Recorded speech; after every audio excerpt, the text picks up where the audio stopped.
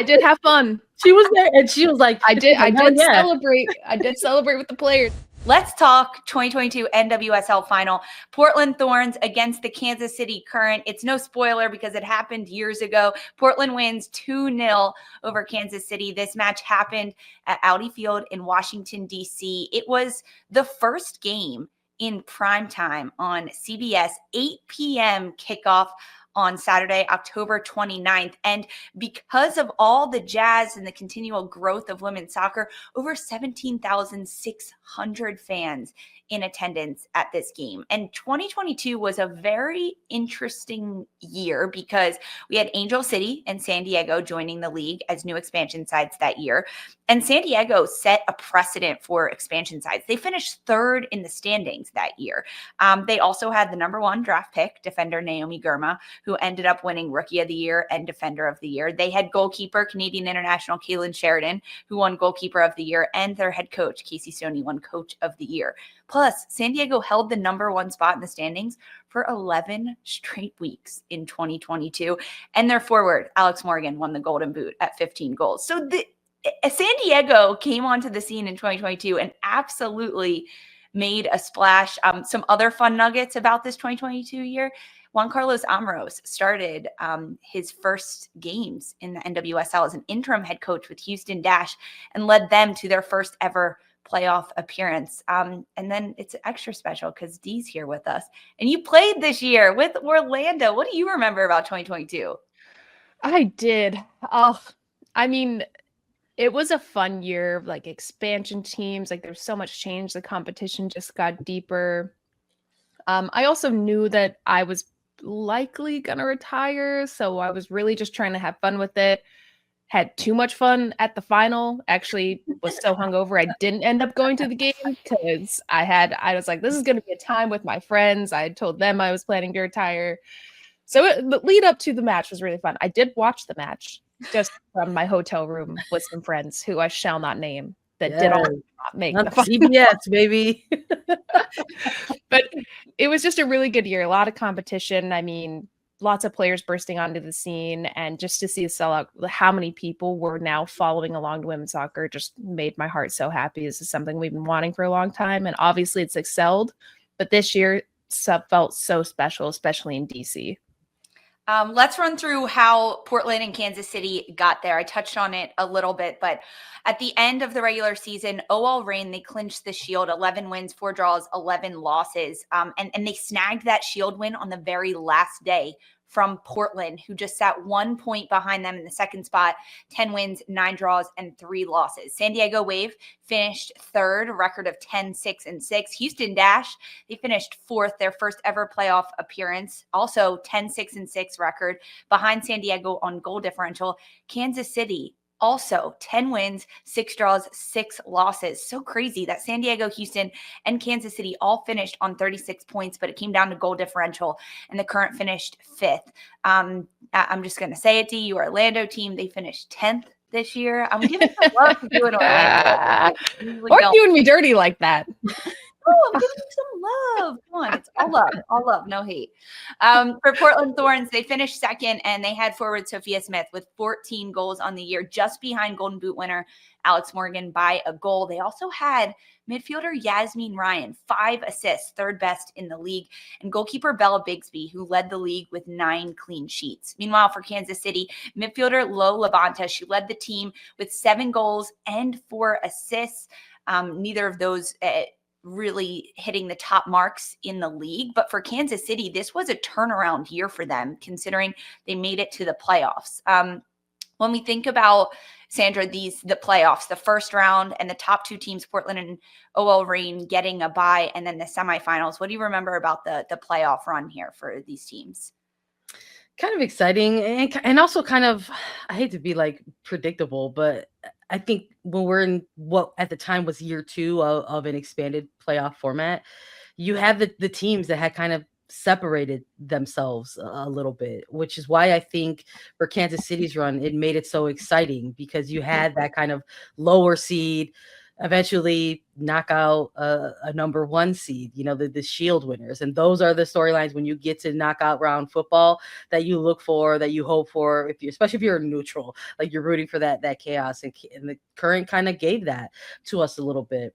And it was also, I think, really indicative of just sort of like where we saw teams and their trajectory, to look at Kansas City and see them go from, bottom of the table to a run through the playoffs. It almost sort of felt a little bit ahead of schedule because we'd heard so much about the vision of what Kansas City and the Current were trying to do and what they were trying to build for their franchise. And then you have a Portland side that maybe kind of smashed some narratives of their own with that expanded playoff format, knowing that maybe the bye week was or wasn't going to come into a play. And it didn't matter for a team like the Thorns just because of how they were built and how they were stacked. And really this effort to kind of build around each other. Because in our last episode where we talked about the 2021 final, Lisa, we talked about a lot of the chaos that was happening, and affecting players off of the pitch. Mm-hmm. There was a lot of noise outside, and there was a bit of that continued in 2022 as well, especially when you're looking at the franchise that made it to the final with the Thorns specifically. All of these different ownership changes, other playoff teams as well. When you look at Chicago Red Stars, who were involved in that too. So I thought it was another unique kind of playoff run experience. And players definitely bought in to kind of give us a really good playoff round and then a good final as well. The first round of the playoffs saw Kansas City take on Houston Dash. The Current won 2-1, goals from Lola Bonta and then Kate Del Fava in the 10th minute of stoppage time. Sophie Schmidt got the lone goal for the Dash. Then in the second round, Kansas City, they took down OL Reign, the Shield winners, 2-0. It was a shutout win in Seattle. Goals in the opening 5 minutes from Alex Lueta and then Kristen Hamilton in the 63rd get the 2 goals for Kansas City. And Portland Thorns, they earn a come-from-behind 2-1 win over expansion side San Diego Wave. Taylor Korniak, now Taylor Flint, she scored in the opening 8 minutes, and then Rocky Rodriguez and Crystal Dunn scored the game-winning goal for Portland. That was her first goal since coming back from motherhood. So it set up the final perfectly. Kansas City against Portland Thorns in Washington, D.C. Darian, why don't you take us through Portland Thorns and how they lined up for the 2022 NWSL Final? Oh my gosh, I would love to. Me doing the lineups. I wasn't expecting this, Lisa. It's wild to look back on the starting lineups because the teams have changed so much. Bella Bixby in the back, who we haven't seen her play. She's obviously been pregnant this season. Klingenberg, Sauerbrunn, Hubley, Kuika, who's now at Chicago. Shout out Sandra, Chicago. What did we call you? Chicagoan? Chicagoan? Chicago. I can't remember.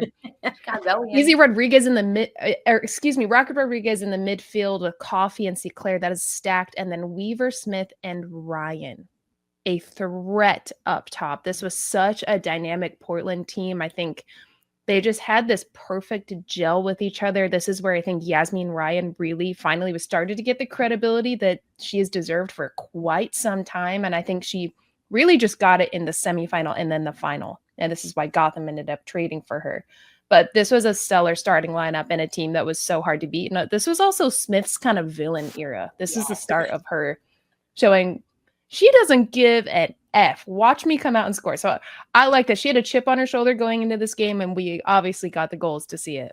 I think Portland also had a chip, considering they lost out on the Shield, right? In the final match day, they had a chance to win it, and they lost, which allowed Seattle to sneak in there and get it. But yeah, it was Sophia Smith's villain era. We saw that in the opening minutes of this match. But Sandra, take us through Kansas City Current and their starting 11 for the final. Yeah, this is how the Current rolled out. They had Adie Franch in net, Kristen Edmonds, Elizabeth Ball, Addison Merrick, and Haley Mace, Desiree Scott, Alex Loera, Kate Del Fava, Kristen Hamilton, Lolo Bonta, and Cece Kaiser to round out their starting 11. Good lineup here. I think with what we saw from them throughout the season and then throughout their playoff push, you look at this team and you say these are players that are capable and can really go out there and shake things up. They had a mix of players who this was their first time there in the moment, but they also had a cluster of players that had been to the final before, whether it was French or Hamilton. So when you looked at these two head to heads, you're like, okay, we're going to get a good game here. But there were stretches of it that maybe didn't necessarily feel that way. It's all funny to look back and be like, yes. Kansas really been trying to make fetch happen with the 3-4-3. Yes. It did not, even when I was at Kansas City, which obviously can we never go back to reviewing that season, but it didn't work.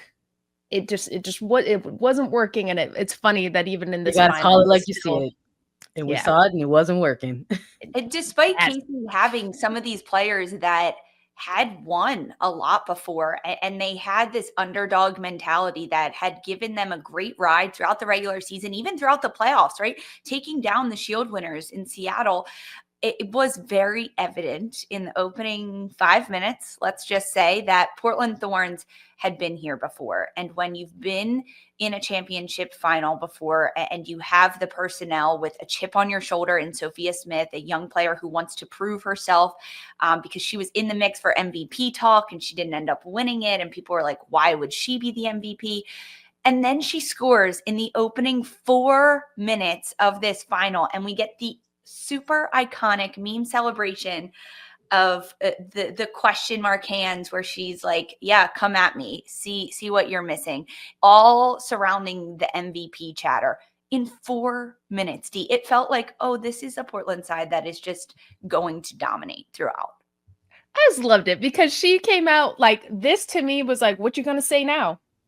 Yep. I don't hear you now. What are you on the field? What you want to complain now that I don't deserve MVP? Who else is doing what I'm doing? Yep. I loved it. Sophia Smith villain era at the start of it, the glimpses that we see now. I want to see more of this from her in her current game. But I think Portland came out showing they're not here to play. Watch us.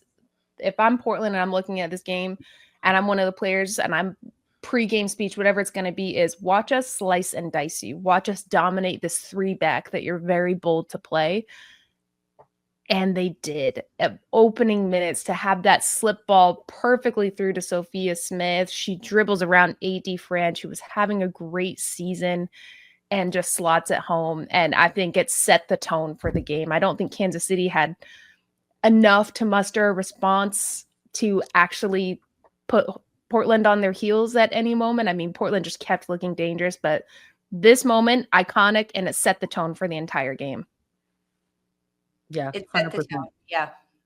I just remember taking this in like in the press box with you, Lisa. Like it's giving me like the flashback. We were like sitting next to each other and we were like, oh no. Like we just like you saw it happen, this quick breakaway from Soph Smith, and it just you knew it was gonna be money. Man, like you knew it was going to be money in the bank because of just the incredible season that she had. And she was motivated, but Darian's 100% correct. I remember all that chatter too. Like Naomi Girma had such a great season that folks thought maybe she would run away with MVP along with rookie and defender. You know, Alex Morgan being the Golden Boot winner in that year and having all the notoriety. Like surely she was going to get, you know, all of those, you know, votes. And maybe there were some folks that felt that the MVP going Smith's way slighted others who had maybe better seasons, but it didn't matter. And she played motivated by that. You could see it in the way that they went out there.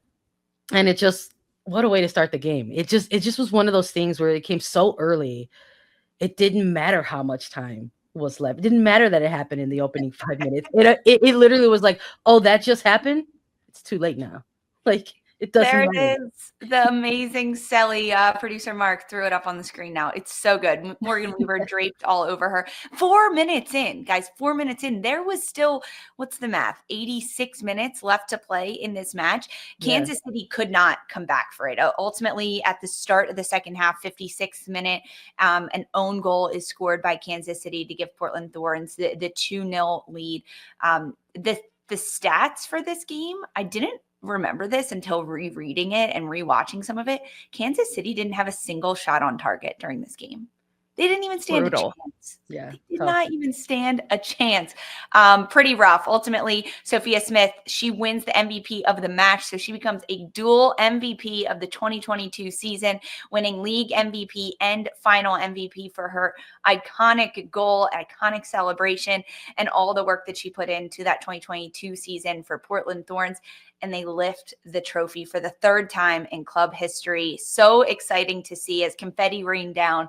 Sandra, we've talked a little bit about the evolution of these finals from 2013 to 2022. This one felt as big as it needed to. Yeah, we've talked a lot over the course of this series and recapping all of the finals about like the vibe check and how we could literally like tangible things that you could see and feel in the difference. And this one felt like we've arrived type of energy. Like there was a lot of pomp and circumstance, as there should be in an event that is supposed to be the defining event for the NWSL. It finally felt that way from the facility. We got our first taste of a rowdy outy.